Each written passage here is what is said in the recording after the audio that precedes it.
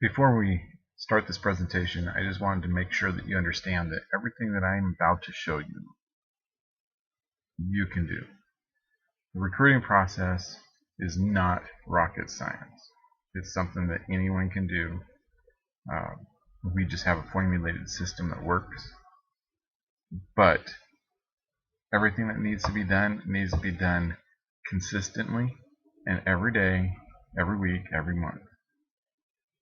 But it's very important to understand that there is no magic formula or secret that you need to know in order to be able to get a scholarship. So that being said, let's get started.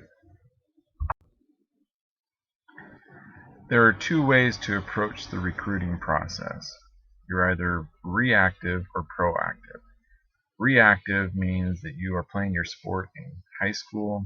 You may be on a club travel team during the summer or even sometimes during the school year. You're going to tournaments, exposure tournaments all across the country. You're getting good grades. You're working out in your primary sport all season, all year round. And you're just waiting for someone to acknowledge your hard work and ask you for they ask you to play for them. The other way is proactive. And proactive is everything I just mentioned. You're playing your high school sport, you may be on club or travel team, you're going to exposure tournaments, competitions, meets, you're getting good grades, practicing all year round. But there's one additional step. Instead of waiting for someone to respond to you and begin to pursue you for a scholarship, we make sure that you are being proactive and contacting college coaches on a regular basis by yourself and making sure that they know you exist. That is being proactive, and that is what we advocate. That's what makes or breaks getting a scholarship. You go after it like you're going after a job interview. Alright, so you've decided to be proactive. Fantastic. That's what we want. Now there's two approaches to the recruiting process. One, you can be on a travel and club team, travel across the country in their circuits, playing everywhere, and hopefully the coaches that you want to be seen by will be at those tournaments that you're going to. You also participate in what they call exposure tournaments. These exposure tournaments are highly ineffective. Usually about 95% of the time they're highly ineffective when not done correctly. If you do it correctly, they can be very effective, but that's still a hit and miss. You may or may not, the college coach may or may not be at the exposure tournament that you will be participating in. So you can improve your chances by doing certain things correctly. The other approach to the recruiting process is to simply bypass all of the club and travel tournaments and exposure tournaments and simply focus on the colleges of your choice. 1, 2, 5 colleges. What you want to do is make sure the coaches know you exist. 2, you want to be at every single camp and clinic that they have available and building rapport with the coaches, the teammates, the current roster, and then letting them see who you are and what you're capable of doing. And these camp clinics these colleges put on, I've heard time and time again from college coaches specify that those camps are essential to them. It gives them 100 times more information than they will get on you by watching you throughout an entire season just by going through the camps, because they can judge your athleticism, your weaknesses, your strengths, and your character all at that camp, and they can see more of you. So if you go that route, the majority of the time you're going to end up getting a scholarship because you've built that relationship and the coaches know what you have to offer. They want you. Granted, if you don't have the athleticism and the character that they're looking for, you're not going to be a fit no matter what. That's the reason why we advocate contacting as many coaches as you possibly can and going to as many colleges as you possibly can to open up your opportunities, regardless of which approach you decide to take, or maybe you do both. You're still going to have to contact as many coaches as possible, and you're going to have to go to as many of those camps and clinics as you possibly can. So regardless, those are two things that need to be done.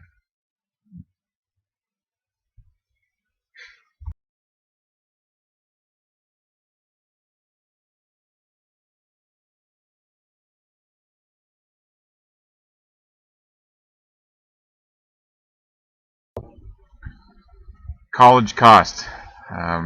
Based on this graph from Business Insider magazine this last year, you can see that college tuition fees rates are outpacing just about every other category in the Consumer Price Index. Far outpacing. And this, obviously, there's something definitely wrong with this picture. College tuition, colleges, it's become big business, and unfortunately there's some repercussions that we're going to discuss here that definitely need to be addressed. But as you can see, we've all seen it, we've all known it, but college tuition's really out of control. Alright, tuition cost examples. Obviously, you know, the tuitions are kind of all over the place, but here's some general ideas. These are your Division I schools.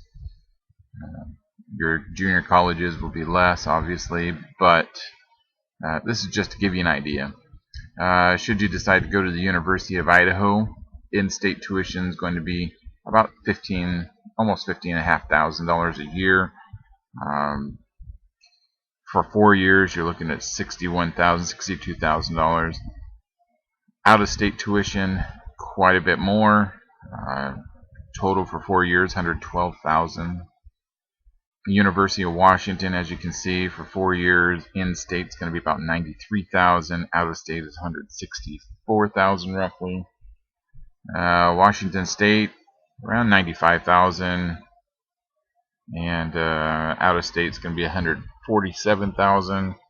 Boise State, as you can see, is $58,000. And out-of-state, you're looking at $104,000. And UCLA, $113,000 for in-state. Out-of-state is $205,000. Obviously, those numbers are all over the place, but that's just to give you an idea of what those tuition costs are looking like. And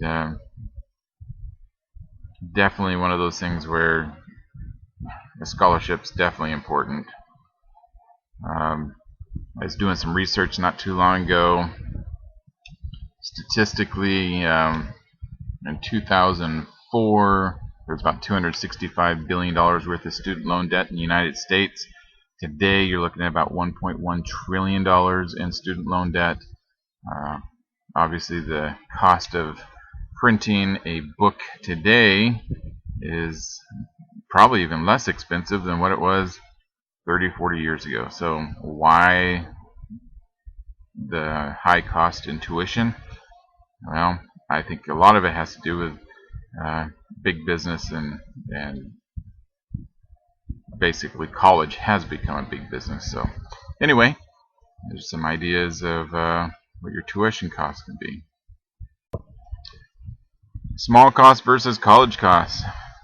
On average, you're looking at about $8,400 a semester for college tuition. You break that down into 15 weeks, you're looking at about $565 per week per semester. For as little as 3 weeks worth of college tuition, you could possibly have some, if not all, of your college paid for. And that's what we have to offer you. So there are no longer full multi-year scholarships. Now what you have are multi-year scholarships that are broken down into renewable yearly scholarships. So basically, you are going to have to perform both academically and athletically to get your scholarship renewed for the full 4 years and possibly beyond. But I just want to make sure you understand that you do not get a full ride all 4 years and it's guaranteed. You have to work for it.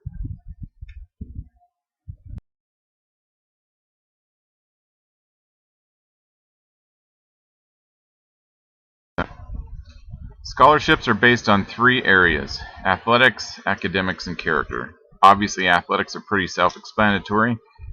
You need to be able to have the right size, speed, strength, and skill sets to be able to perform at the next level. Not to mention, when you are in college, you are going to be competing for your position on a regular basis. It is work. Academics, you must have a 3.5 GPA or higher. And the GPA is not based on the classes you're taking. So if you're getting an A in shop class, that makes no difference whatsoever. What your 3.5 GPA is based on is it's based on NCAA core requirements. You can find out more about that by going to eligibilitycenter.org. You will have to sign up there anyway, but they give you all the details on what those core requirements are. You can also contact me and I'll be happy to email that information to you. The other thing that's really important is character. You must have an extremely strong desire. You gotta have a love for your sport, because when you get into college, it is work. No doubt about it. A basic routine, you're looking at getting up probably about 4 or 5 o'clock in the morning. You're going to work out for 2 or 3 hours depending on what your particular regimen is. You may be lifting weights, might be doing cardio, whatever it might be. You're going to do that in the morning. After that, you're going to go to class, spend most of the day in class. When you're done with that, you're going to go back out and do some practicing with the team. You might be playing a game, and you're going to be working out. Then after you're done with that, you're going to go back to your dorm, and you're going to get your grades taken care of. You're going to get your schoolwork done. That's what your daily routine is going to look like, and that's something you're going to do day in and day out. Your number one friends and family is going to be your teammates. Outside of your sport and school, you don't have any other obligations. So you need to make sure that you love your sport, because it's going to carry you through those tough times when you're just tired of the grueling work. You need to have that strong desire and that love, dedication for your sport. It's very important.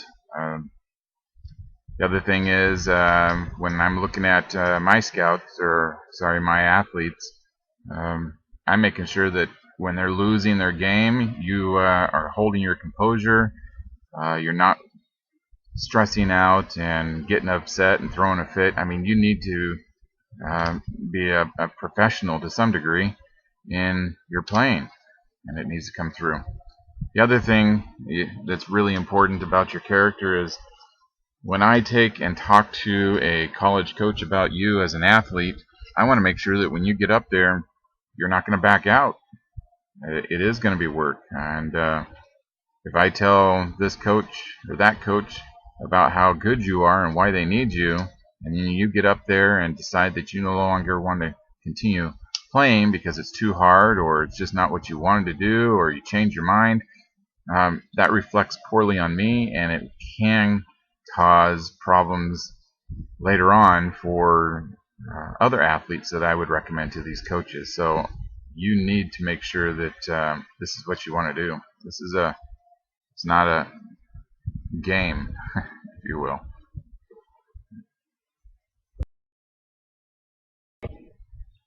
Head count versus equivalency.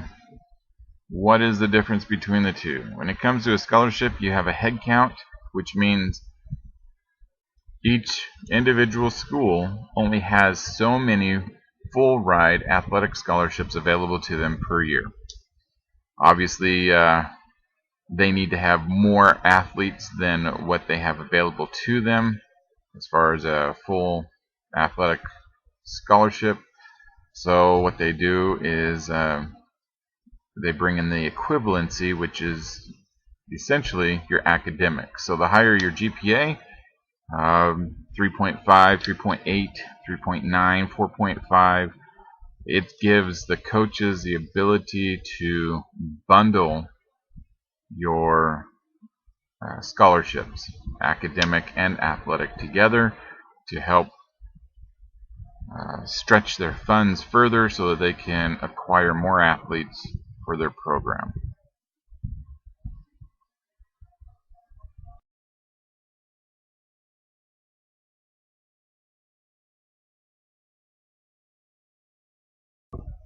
Credibility, who has it? Well, parents, I hate to tell you this, but you have zero credibility when it comes to college coaches. And obviously that's because parents either believe their kids are the greatest athletes on the face of the planet, or it can go the other way and they think their kids are absolutely terrible, when in all reality they could be neither one. They could be good or they could be bad.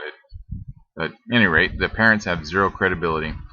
Next, the high school and club coaches, they have a little credibility, but again, these coaches can be biased for or against these athletes regardless of their abilities. I mean, how many times have you seen a senior playing on a team when they shouldn't be because they don't have the athletic ability, but they're simply there because maybe they're the coach's kid, maybe it's just because of seniority, whatever it might be. But sometimes those high school and club coaches can be biased, so they have little credibility. Who has the most credibility? The scout. Why? The only reason why we do is because we have nothing vested in the athlete than what we see. We report what we see in the 3 areas that we were talking about earlier, which gives us a lot of credibility with these coaches. So when we talk to a college coach about an athlete, they tend to listen a little bit more. So what is the difference between Division 1, 2, or 3 colleges? What would be your guess? You think it might be the size of the school, the enrollment, how many students are enrolled at the school? That's a lot of misconceptions around the Division 1, 2, and 3 status. It's actually because of the number of athletic programs. The Division 1 school will have 14 plus athletic programs, so they're going to have track and football and baseball, golf, whatever it might be, but they're going to have 14 plus athletic programs. Your Division 2 schools will have 13 or less athletic programs, and your Division 3s will have 10 or less athletic programs. Just to give you an idea of size, Duke University only has an enrollment of about 5,000 students, and they're Division 1 because they have 14 plus athletic programs. University of Washington has close to 30,000 students enrolled. So it has nothing to do with the enrollment or the size of the school. It has everything to do with the number of athletic programs.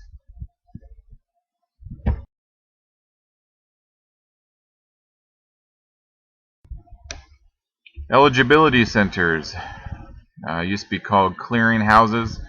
The NCAA has theirs at eligibilitycenter.org, and NAIA has theirs at playnaia.org.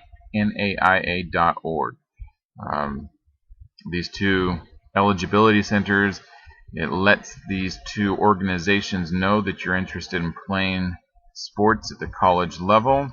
It allows them to verify your GPA based on their core requirements, and it's definitely a must for you to be registered with each of these organizations if you plan on playing at the college level. There is a fee.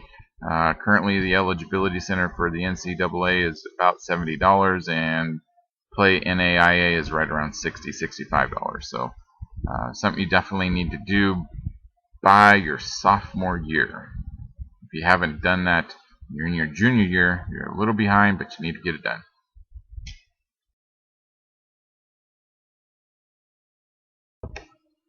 There are 4 steps to the recruiting process. The first step is discovery. You have to be discovered. Somebody needs to know that you exist. The common misconception is that coaches and college-paid scouts just run around to all the high schools and club sports looking and hoping to find talent. That's wrong. They do not have the time, the money, or the manpower to do this. There's simply too many athletes to be seen, so they rely on people like myself, scouts, to provide them with independent, unbiased information about each athlete. And if they're interested, then they will come to watch and evaluate that athlete. That is what I'm doing when I'm scouting out there, looking and discovering talent, so that I can let these coaches know that you exist.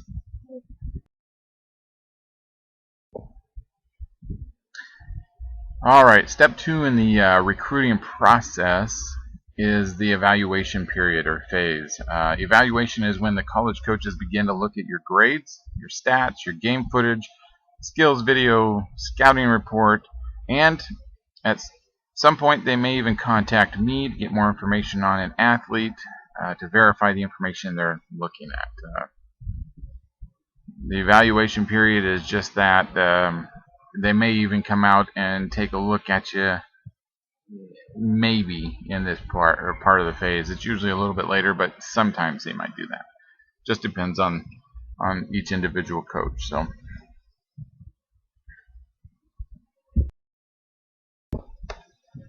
step 3 in the recruiting process is the comparison phase. This is a time when coaches start comparing athletes to see what they have to work with. This is where they compile all the information from the evaluation period, and they start looking more closely at what they have that they can work with. This is where your grades are really important. The reason why is because if you have 2 or even more athletes that are comparable in athleticism, then they have to look at what else they can do, because obviously they're not going to give out nothing but athletic scholarships because they've got a limited number of those. So what they'll do is they'll start looking at your GPA. Now, an athlete that has a 3.1 GPA or even a 3.0 in comparison to a 4 or a 4.5 athlete, they're going to have more to work with the higher GPA, because scholarship money is going to be, from an academic standpoint, going to be easier for them to get a hold of. So they can create a better bundle scholarship offering with a higher GPA than a lower GPA. So that's just an example of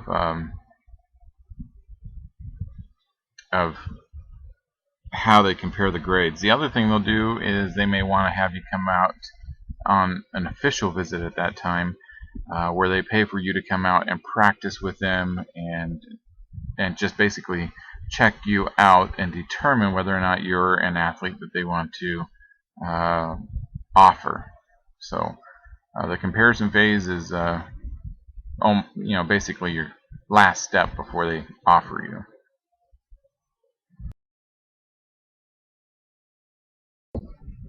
Alright, step 4 in the recruiting process is the final step. This is it. This is what you've been waiting for. This is the moment that colleges begin offering you scholarship opportunities, and all you're doing is just simply narrowing down your choices to one college and pick the scholarship that best fits your educational needs. Then you sign your national letter of intent. All of this is done in your senior year. Your senior year is the coasting year. I mean, you're basically just taking it easy and just making your decision. And unless, of course, you're in some of the other sports like wrestling or track or golf or some of these other sports that you can continue on into the end of your senior year and even into your graduating summer a little bit, because those scholarships can still be easily achieved even after you graduate. So I mean, obviously you usually do it before you graduate, but nonetheless it can happen a little bit later. And that's it. Those are all 4 steps of the recruiting process, and we'll move on to the timeline. Alright, so here is the recruiting timeline. In your freshman year, you want to achieve a 3.5 plus GPA. You want to make sure that's based on the NCAA core requirements. You will want to register for the eligibilitycenter.org for the NCAA and playnaia.org for the NAIA schools. You need to make sure that your classes are in alignment with the NCAA requirements. It's really good if you can to varsity in your sport in your freshman year. It looks really good. Try to get stats, game video, action shots, and coach's recommendation letter at the end of each of your primary sport seasons. This is the time that you want to start researching colleges that you're interested in for your degree or what you want to pursue as a career. You would want to build your own website. You want to begin emailing every college in regions, Pacific Coast region or mountain, whatever it might be, just to let the coaches know that you exist. This continues monthly for all 4 years or 3.5 years, depending on the sport. That's basically what you begin doing in your freshman year. Alright, to continue the recruiting timeline, your sophomore year you want to continue to achieve a 3.5 GPA and above. And again, this is based on your core college requirements. You want to continue letting coaches know that you exist. You want to gather your game stats, video, action shots, coaches' recommendation letters.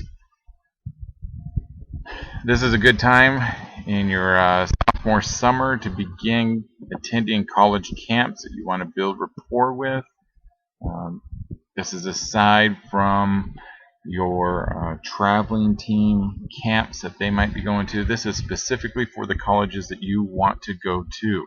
You want to build rapport with those coaches, check out the other potential teammates that you would have, and just see whether or not it's really where you want to go.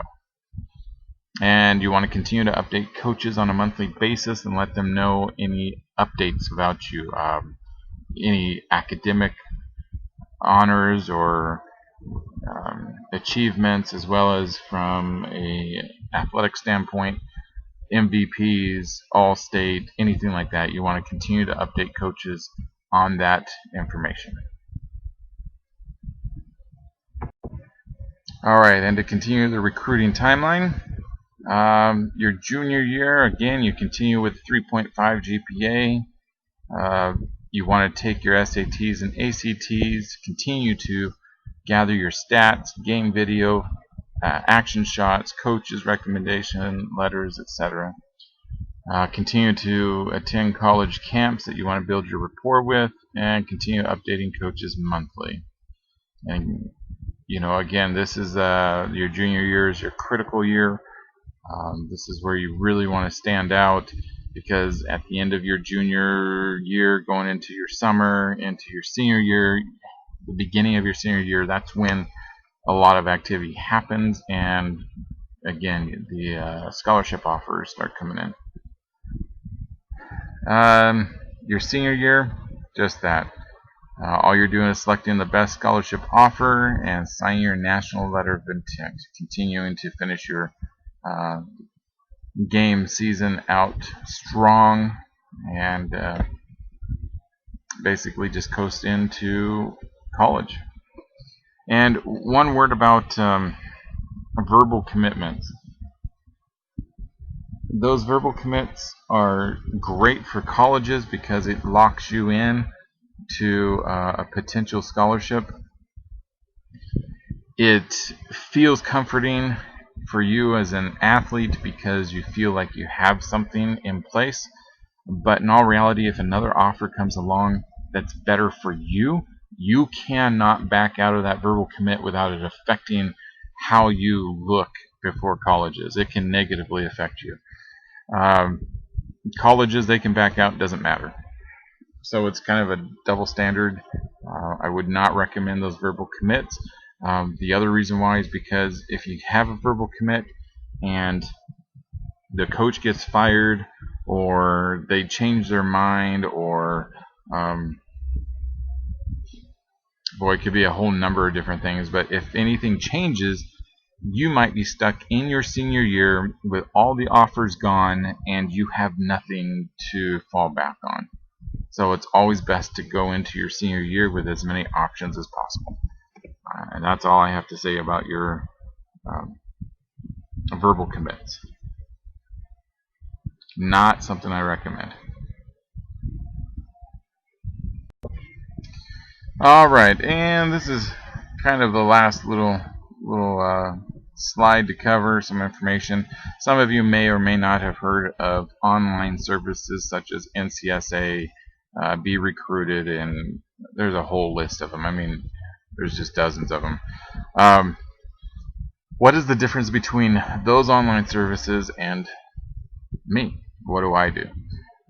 Well, the difference is being personal versus non-personal, or do-it-yourself versus a professional service. With the other services, they will accept just about anybody. They usually offer free profile pages, get things started, get going. It's all free, but then they have additional cost in the back end to that slowly starts being introduced to you as you move through their system. The drawback with that is that because they accept anybody and everything, coaches have to wade through thousands of profiles and videos to find the qualified athletes that they're looking for. However, with me, I only work with select athletes. I do this because when I contact a coach, they know that you've been personally verified by me as a scout. I give you more credibility than these other services just because the coaches can talk to me and I can verify what I see. And it takes a lot of the work out of the coach's hands. They don't have to do as much because they can rely more on what I see instead of having to try to wade through hours and hours of videos and game footage and such. The other difference is with these other online services, you'll be hard pressed to ever see any of these guys at your games, and rarely will you ever know them or will they know you personally. I mean, it doesn't happen. Ever since I've been scouting in my region, North Idaho and Spokane, I've never seen anybody from NCSA or anyone else at the games personally scouting you. It just doesn't happen. I try to be at as many of your games as I physically can possibly be at. It is difficult because there's lots of games and lots of events going on, but I'm there as much as possible to cheer you on and evaluate you as an athlete and make sure that you are an athlete that I want to represent and that coaches are looking for. The other thing with these other services, when you do need help, you may talk to many different representatives that do not know you. And the only way they do know you is by looking up your profile page and your information. It's just one of those things where you're calling back east or wherever, and who knows who you're talking to. With me, you have access to me 24/7 by text, phone, email, chat, Facebook, etc. You'll never talk to a stranger. You always talk to me, and you know, I'm there for you. I'm concerned about your grades, your health, your skills, your development. I want to make sure that you are progressing forward in all the areas necessary so that you can get the best possible scholarship for you. The other services, they are basically a do-it-yourself type service. I mean, you're going to upload your own videos, you're going to create your own videos, you're going to do everything yourself. You can pay more to have them come out and do things for you, but That's just the way they work. It's more of a do-it-yourselfer type of thing. With me, I shoot your skills video. My headquarters, they create your website, they send out emails. I talk with coaches, leaving the important things up to you, and that is you focus on developing your skills, keeping your grades up, and doing what you need to so that you don't have to worry about what needs to be done in the recruiting process. The one thing you do have to do is you have to respond to coaches. You've got to talk to them, you've got to work with them, and you've got to do all that. Go on visits, etc. Those are the things I can't do, but I will make sure that I get the communication open and get you going. All right.